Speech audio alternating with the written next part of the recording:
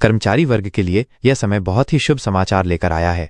काफी समय से सरकारी कर्मचारी अपने वेतन में बढ़ोतरी की प्रतीक्षा कर रहे थे और अब उनकी ये उम्मीद पूरी होने जा रही है। देश भर के करीब 12 लाख कर्मचारियों के लिए सरकार ने वेतन बढ़ोतरी का ऐलान किया है।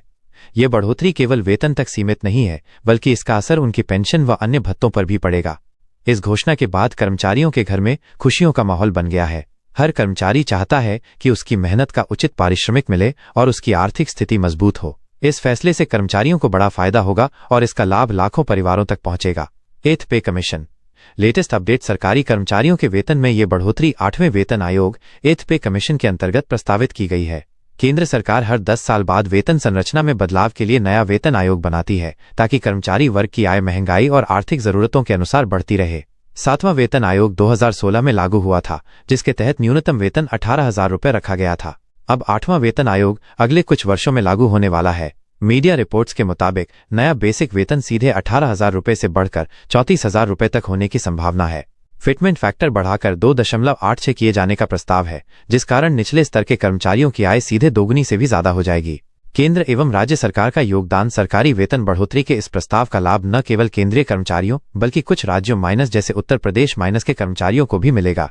राज्य सरकारें भी केंद्र के अनुरूप अपने कर्मचारियों के वेतन एवं पेंशन में वृद्धि की दिशा में कार्य कर रही हैं। उदाहरण के लिए यूपी सरकार 8वें वेतन आयोग की सिफारिशें प्रदेश में लागू करने पर विचार कर रही है, जिससे वहां के करीब 12 लाख कर्मचारियों व पेंशनर्स को सीधा फायदा मिलेगा। वर्तमान समय में केंद्र सरकार व अन्य संबंधित विभाग इस आयोग के टर्म्स ऑफ रेफरेंस तय कर रहे हैं। आयोग के गठन के बाद उसकी सिफारिशें मिलने पर कैबिनेट से मंजूरी ली जाएगी और नए वेतनमान का अधिसूचित किया जाएगा। आमतौर पर यह प्रक्रिया 1.5 से 2 साल में पूरी होती है, इसलिए उम्मीद है कि नया वेतन जनवरी 2026 से लागू हो सकता है। कितना और कैसे बढ़ेगा वेतन? 8वें वेतन आयोग के लागू होने के बाद ग्रेड सी लेवल के कर्मचारियों का न्यूनतम बेसिक वेतन 18,000 रुपये से सीधा करीब 34,000 रुपये तक जा सकता है। अगर फिटमेंट फैक्टर 2.86 के अनुसार तय होता है तो सभी स्तर के सरकारी कर्मचारियों की बेसिक सैलरी मौजूदा तुलना में लगभग दोगुनी से 1.5 गुना हो जाएगी। इससे डीए, एचआरए और पेंशन जैसी सुविधाओं में भी बढ़ोतरी होगी।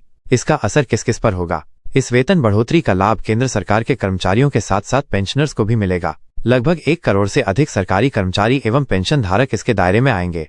कई राज्य सरकारें भी केंद्र के अनुसार अपने अपने स्तर पर वेतनमान में बदलाव करेंगी, जिससे राज्य कर्मचारियों को भी राहत मिलेगी।